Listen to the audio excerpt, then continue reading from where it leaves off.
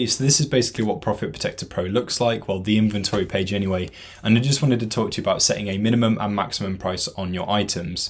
So at the end of the day, it is completely up to you what you set as your minimum and maximum prices, as you'll know your own listings, situations and goals much better than anyone else, so it is ultimately your decision, but hopefully the guidance that we give you steers you in the right kind of direction when you make your decisions. So it's important to look at the item itself, look at the listing and look at the other people that are on that listing and their prices, as this will give you a good guideline on how to keep your prices competitive. So when you set a minimum price, make sure it's one that you are happy to sell at. So even if you do sell at that minimum price, it's still going to be okay. You'll probably want to set that somewhere above your break even. As you know, break even, you don't sell for a profit, not a loss if you sold at your break even price. So definitely make sure to keep your minimum somewhere where you're happy to sell at. As for your maximum price, as much as you'd probably love to set it really high and try and sell it for that price, which would be amazing, unfortunately in reality you can't. So you need to set a sensible maximum price, and this is important because if you set it way too high, then you get things like high price alerts from Amazon, and it can lead to a suppressed buy box where basically the buy box gets taken away, and it means customers have to take a couple of extra steps in order to buy from you, but it means less sales. So it's important not to set too high of a max price. So again, this is something that you can judge by looking at the listing itself.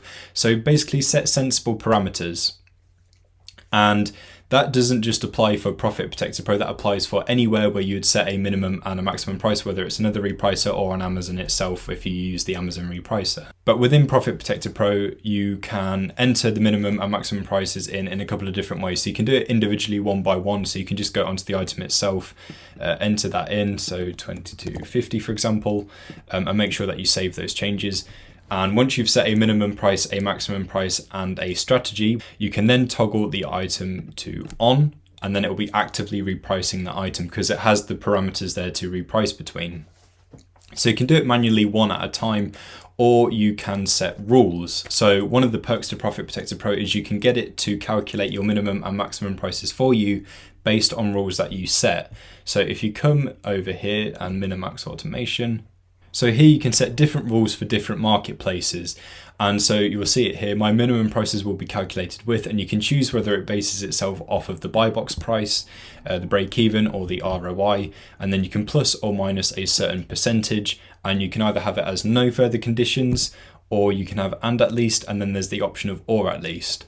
So if you select and at least, it'll be plus or minus and then a certain amount.